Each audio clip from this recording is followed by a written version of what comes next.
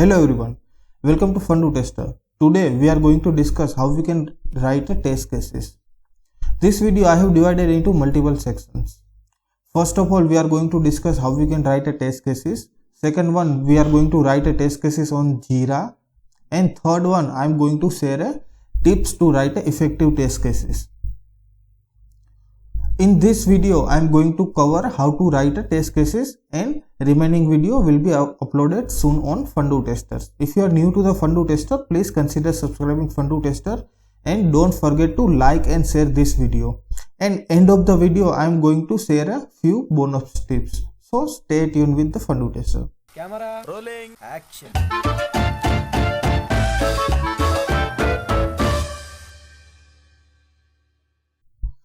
Let's start.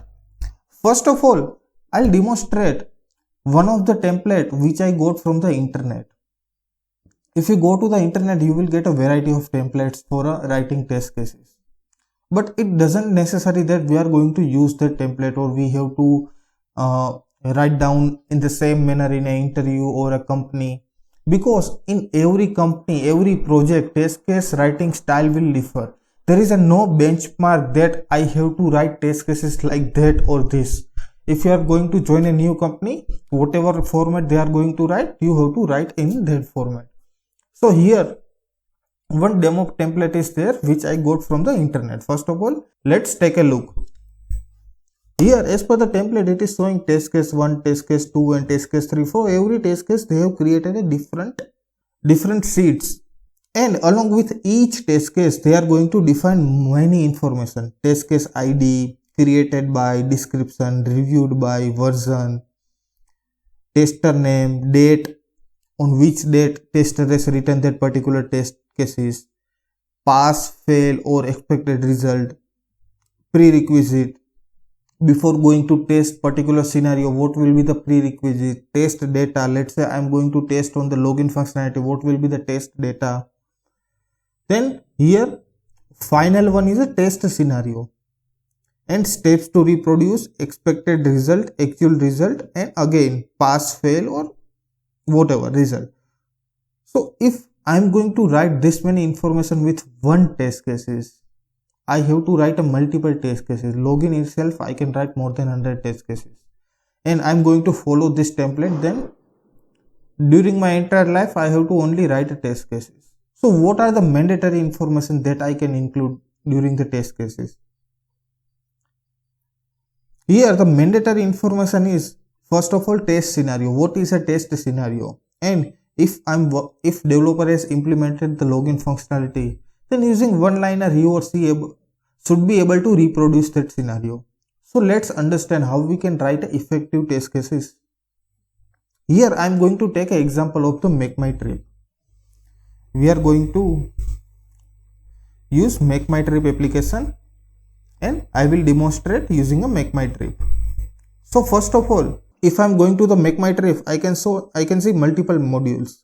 So here first will be a login or create account, which will be sign up or login with the Google. And this is the dashboard of the application. I can see there are multiple microservices or multiple sub applications. So first services can be, or first microservices can be flights, then hotels, homestay, holiday packages, train, bus. So I can consider MakeMyTrip as a one big application, and inside there is a small chunks of the microservices, and I can consider this all. So first of all, let's start with the login, because for each and every application login is a crucial. Here I have created a Google Sheet. In this we can see I have mentioned feature, submodule, test cases, expected result, actual result, status, bug ID, tester and comments. So this all field I have mentioned here, but here also we can reduce few fields. For example, instead of the feature or module and submodule, we can mention only one module. Second one, test cases are mandatory, expected result mandatory, actual result is mandatory, status also mandatory because we are going to mention pass or fail. Bug ID, yeah, good to mention, but if we are not going to mention, that is also fine, or we can mention with the comments as well. So bug ID means, for example, I am going to test any scenario, let's say valid username and no password, and in this case there should be some expected result by the business team. So if that proper message is not displaying, then it can be a minor bug. So with that bug, I have to raise a bug in the Jira or any other defect tracking tool, and if I am able, I have to mention the defect ID somewhere. So it will be good for a developer to understand as well. And tester, again, if multiple testers are working on the same module, then good to mention tester. Otherwise, we can remove the tester as column as well. So here I have written many test cases. Let's take a look. So first of all, login as a form, which means if I'm going to log in as a form, here I have to enter the email ID, and after entering the email ID, continue, then it will be a password option. So this is a login as a form, and other option is a login with Facebook or login with Google. There will be multiple options. So first of all, I have mentioned login as a form. So what can be the scenario? Scenarios can be, first of all, valid username, valid password, valid username, invalid password, valid username, no password, invalid username, valid password. These all are basic scenario for the combination of the password and username. Later on, few other scenarios, which is a case sensitive. So we have to make sure that password should be case sensitive and username shouldn't be a case sensitive. So these are two scenarios. Apart from the other scenario I have covered, which is a min and max length. So what is a minimum length of the password and maximum length of the password? If it is 8 to 20, then it should work based on the validation. Similar way for a username as well. Later on, the client side mapping and UI validation. Email or username should show error message if user directly trying to enter a password, which means I am going to, instead of entering the email ID, I am directly trying to enter password, then email field should throw an error message. Similar way for other button. If I am going to directly, I am going to hit on the login button. So ideally in many applications you can see, if I am not going to enter email ID and password, then login button will be disabled. If I am going, after entering both the details, login field will get enabled. So this will be a minor scenario for a client mapping or validation. Apart from the keyboard mapping, which means after entering the email ID, if I press on the tab, it should go to the password field. If I am going to use the mobile and I am trying to log in using the mobile application, then there should be a one button which is a return. If I click on the return button, it will go to the next tab or next field. Like this should happen for a better user experience. Later on, a change data. So change data, which means if I have logged in using one credential and after a few days I am going to change the user credential, let's say password I am going to change. Later on, I have to make sure that if I am able to log in with the old password or not. Few scenario with the token related. So after each and every login, there should be a token or cookies. You have to play around with the cookies, and you have to make sure that application should work properly. Apart from the generic test idea, so I have mentioned the verifying login is a get request or post request. If I am able to enter password with the space, so my password will be space Nishant @ something. So at initial stage, space should not work. Disable JavaScript and then try to log in. Try with the different time zones. So this old scenario we have to test. Apart from here, I have mentioned sign in or sign up using the Facebook. Ideally, if you are logging with the Facebook, then we are using the Facebook authentication. We are going to provide some data from our Facebook ID to the MakeMyTrip. So MakeMyTrip should be able to access limited data, not entire Facebook profile. It can be only mobile number or email ID, and using that they are going to generate a one token. So using that, MakeMyTrip is going to log in for a user. Now the question is, if I'm going to the Facebook setting and I'm remove the authorization, then I'm able to log in or not. If I have logged in with the same email ID using Facebook, then as a form login, I am able to log in or not. So these all are the scenarios using the Facebook or Google. We can test multiple scenario. Now we can understand. I have written the limited scenario. So still count reaches to the 50 or 45. You can download this sheet from the description section and you can take a look. Now if I'm going to follow this template, then only for a login there will be a 50 different sheets. So best way is write a minimum information and it should be appropriate information. Using that information, developer or tester, other tester or manager should be able to understand the scenario. So this all about the test cases. Now let's go to the expected and actual result. First test cases is valid username and valid password. So what will be the expected result? So expected result can be user should be able to log in. User should be able to log in. This can be my expected result, and actual result, user is able to log in. This can be simple, short and sweet. No need to write a complicated sentence or no need to write a big chunk, bulky sentence, because end of the day you are going to read it again, and next build cycle again we have to go through the same test cases. If we are going to write a lengthy sentence, then while execution it will take time to understand. So make sure we are going to write a short and simple sentence with all the information. If there are more information, then definitely sentence should be long. For example, here this sentence is 3-line sentence or 2-line sentence. Here only 2 words. Within 2 words I am able to cover one test cases. Now another thing is, do I need to write an expected and actual result for every test cases? No, it is not necessary. Why it is not necessary? Because test cases is just for how we are going to test. We will get, after writing the test cases, we will get a confidence that this much scenario we have covered. And another purpose is, whatever test case we are going to write, developers should be able to understand the scenario if they are going to implement or if they are going to walk through. Now it depends on the what's the bond between the developer or tester or two teams. If they are able to understand, then it should be fair and enough. If they are not able to understand, then we have to write a descriptive sentence.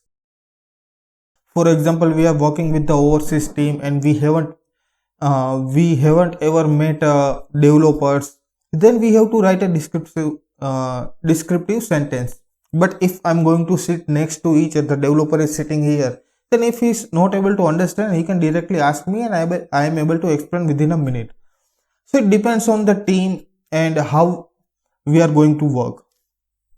Next is a status. After each test case execution, we have to mention status as a pass or fail. So here, let me add a drop down here. We have to go to the data validation, and here data validation we have to write list of items. So in list of item, it can be a pass, fail or deferred, which means as a tester I am saying this is a bug or valid test cases, but as a developer they are saying it is not a valid test case. For my safety purpose, I can mention status as a deferred, which means I am considering this is the valid test cases, but developer is denying that. So save. So we can see nice drop down here, pass, fail and deferred, and if I drag, it will be applicable to all the cells. So simply I just make it pass, fail or defer anywhere. And again, if I want to add the colors, then I have to go to the conditional formatting. I have to mention text in format rules and here pass, and I am giving a color as a red, color as a green. So it will be done. Later on for pass, let me add the another rule, text contain, and it will be a fail. Color will be a red color, light red color. Done. And next one is a for deferred, text contain, deferred. color will be, let's say, yellow color. Done. So we have added nice color as well. And again, let me drag and drop everywhere. So we can see it is reflected here. Now I am going to make it a fail anywhere. So it will be a red. If I am going to make it default, it will be a yellow. So similar way we can mention the tester name, bug ID and everything. And here we have to mention the modules which will be a login and submodule, login as a Google or form login or anything. Later on we can divide from the module to module. So let's say we have to write, now we have covered login functionality. Now we have to write flights, hotel, homestay. So we can create a multiple sheets to make for a better understanding. So we can create a multiple sheets for a better understanding instead of writing in a one sheet. So I'm going to create another sheet which will be a new sheet, and here I'm going to cover a flights. So here it will be a flights. Another sheet will be a bus. Next sheet will be a hotels. So these all are microservices. For each and every microservices or each and every sub module or major module, we can create a different sheet. Hotels. Now we have created multiple sheets, and simply we have to just use the same format everywhere. Copy and paste. It is done. Again, for a bus, copy and paste. It is done. Again, for a hotel, copy and paste. It is done. Now for a flights, we can see there are different functionalities. There are radio buttons. So for flights, we have to select one-way trip, round trip or multi-city trips. Apart from, there are other functionality. So these are text field with the auto suggestion. This is a calendar. Then what we have to think, how to test calendar. Apart from the, again here also a radio button. So I have to select only one. Here also field with auto suggestion. So using this I can select only this much option, but I cannot enter any other validation. So again 4 or 5 or whatever. If I am going with the 2 adults, 1 children and I need a 1 economy room, then I have to apply. So it will apply for 3 travelers. And search field. After entering all the information, search field should be enabled. If I am not going to enter anything, then by default what it is going to take. So it is coming from the cookies, or if I am going to open in the incognito window, let's say I am going to copy this URL and I am going to incognito window and let me search. So again here it is showing a standard location based on their desire. They are going to set for each and country 2 different cities. So for India it is showing Delhi and Bangalore. If I will try for the Canada, then it will show Toronto and Calgary or Alberta, 2 different cities. So like this should work. Now question is, what are the things or how we are going to write test cases? I'm very new to the testing. I don't know how to write a test cases. Here there are multiple functionality. So I'll give you a jugaad way. First of all, here is a radio button. So simply we have to go to the Google and we have to search how to test radio buttons. Radio button. So you can see sample test cases for a radio button. There are multiple websites written that how to test a radio button.